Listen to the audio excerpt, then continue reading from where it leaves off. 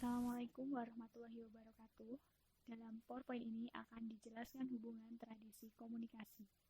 Saya Indah Mustika Sari dengan NPM 520171138 kelas FS1 Ilmu Komunikasi. 7 tradisi komunikasi, yaitu tradisi retorika, fenomenologi, sosiopsikologi, sosiokultural, semiotika, sibernetika, serta tradisi kritis.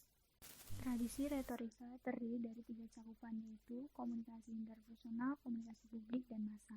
Kelompok teori diri dan pesan merupakan bagian dari cakupan komunikasi interpersonal, dan kelompok teori publik merupakan bagian dari cakupan publik. Fenomena Asyap merupakan fenomena dari teori kultivasi yang masuk ke dalam kelompok teori media. Kelompok teori media merupakan bagian dari cakupan massa, karena berhubungan dengan konten media, berhubungan dengan pengaruh media, serta berhubungan dengan persepsi khalayak. Cakupan komunikasi massa adalah bagian dari tradisi retorika, sebab komunikasinya diantarai oleh media, feedbacknya tertunda dan bersifat satu arah. Tradisi fenomenologi yaitu pengalaman berbeda pada sebuah fenomena sosial, memiliki satu cakupan yaitu komunikasi massa. Fenomena XOL merupakan fenomena dari teori kajian budaya, merupakan kelompok teori media. Kelompok ini merupakan bagian dari cakupan massa karena berhubungan dengan pengaruh media dan berhubungan dengan persepsi khalayak. Cakupan ini masuk ke dalam tradisi fenomenologi karena diantarai oleh media dan bersifat satu arah. Tradisi sosiopsikologis adalah hubungan kausal pada fenomena sosial. Memiliki 3 cakupan, yaitu komunikasi interpersonal, kelompok, dan publik. Kelompok teori publik merupakan bagian dari cakupan publik. Kelompok teori diri dan pesan merupakan bagian dari cakupan kelompok. Fenomena tanda P merupakan tempat parkir adalah fenomena dari teori interaksi simbolis, yang merupakan bagian dari kelompok teori diri dan pesan.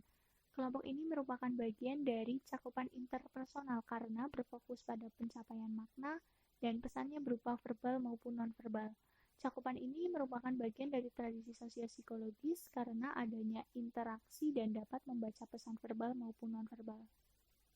Tradisi sosiokultural yaitu fenomena sosial yang berhubungan dengan budaya, memiliki 2 cakupan yaitu komunikasi budaya dan organisasi. Kelompok teori organisasi merupakan bagian dari cakupan organisasi. Fenomena senyum berarti ramah di Indonesia merupakan fenomena dari teori negosiasi wajah, merupakan kelompok teori budaya dan keanekaragaman. Kelompok ini merupakan cakupan dari budaya karena berhubungan dengan sistem budaya dan berhubungan dengan konsep serta kelompok budaya. Cakupan ini merupakan bagian dari tradisi sosiokultural karena terjadi pada lingkup budaya dan pemaknaan pesan dipengaruhi oleh budaya.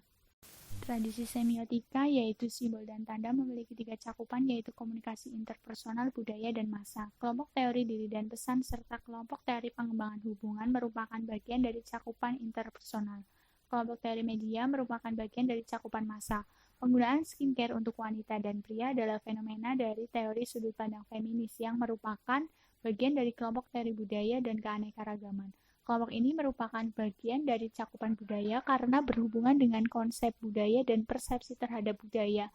Cakupan ini masuk dalam tradisi semiotika karena pemaknaan pesan dipengaruhi oleh budaya dan noise dapat diatasi dengan pemahaman budaya. Tradisi sibernetika adalah pemrosesan informasi, memiliki 2 cakupan yaitu komunikasi interpersonal dan massa.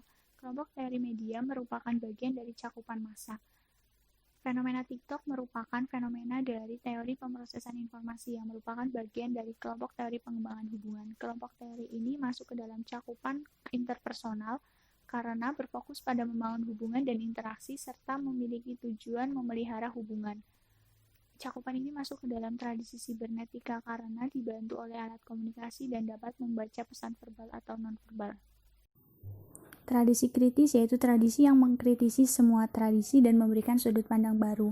Terdapat 7 cakupan dalam tradisi kritis yaitu komunikasi intrapersonal, komunikasi interpersonal, kelompok kecil, massa, organisasi, budaya, dan publik. Fenomena kesetaraan gender merupakan fenomena dari teori sudut pandang feminis yang merupakan bagian dari kelompok teori budaya dan keanekaragaman.